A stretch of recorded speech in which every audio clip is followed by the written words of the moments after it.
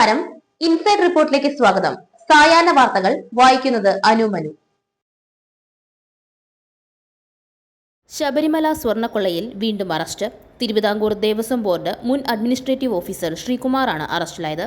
സ്വർണ്ണപ്പാളി കൊണ്ടുപോകുമ്പോൾ അഡ്മിനിസ്ട്രേറ്റീവ് ഓഫീസറായിരുന്നു ശ്രീകുമാർ. തീപ്പൊള്ളലേറ്റ് 6 മാസമായി ചികിത്സയിലായിരുന്ന വിദ്യാർത്ഥിനി മരിച്ചു. കണ്ണൂർ തില്ലങ്കേരി പള്ളിയം LP സ്കൂളിലെ 2ാം ക്ലാസ് വിദ്യാർത്ഥിനി ഫാത്തിമയാണ് മരിച്ചത്. കഴിഞ്ഞ മെയ് 14-നായിരുന്നു കളിക്കുന്നതിനിടയിൽ ഫാത്തിമയ്ക്ക് അബദ്ധത്തിൽ പൊള്ളലേറ്റത്. തടമ്പാട്ട് താഴം ഡിവിഷനിൽ നിന്നും ജയിച്ച O സദാശിവൻ കോഴിക്കോട് കോർപ്പറേഷൻ മേയറാകും.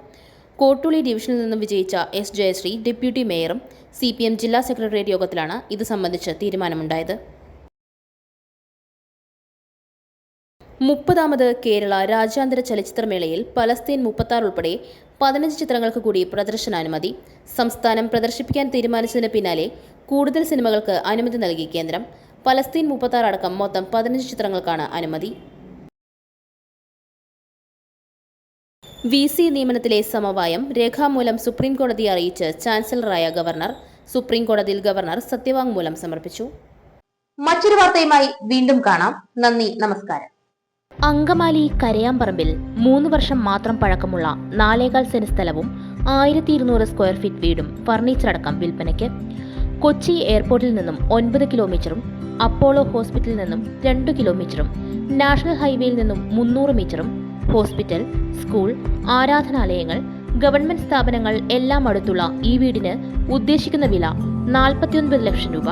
ഈ വീട് സ്വന്തമാക്കുവാൻ ആവശ്യക്കാർ വിളിക്കേണ്ട നമ്പർ 7034873123 7736964883.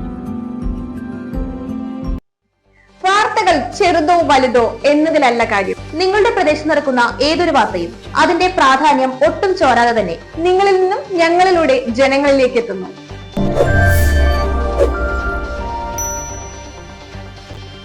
വാർത്തകൾ വിരൽ തുമ്പിൽ ഞൊടിയിടയിൽ ലഭിക്കുന്നതിന് വേണ്ടി ഇൻസൈഡ് റിപ്പോർട്ടിന്റെ ഓൺലൈൻ മാധ്യമങ്ങളായ യൂട്യൂബ്, ഫേസ്ബുക്ക്, വാട്സ്ആപ്പ്, ഇൻസ്റ്റാഗ്രാം തുടങ്ങിയ അക്കൗണ്ടുകൾ എത്രയും പെട്ടെന്ന് ഫോളോ ചെയ്യുക.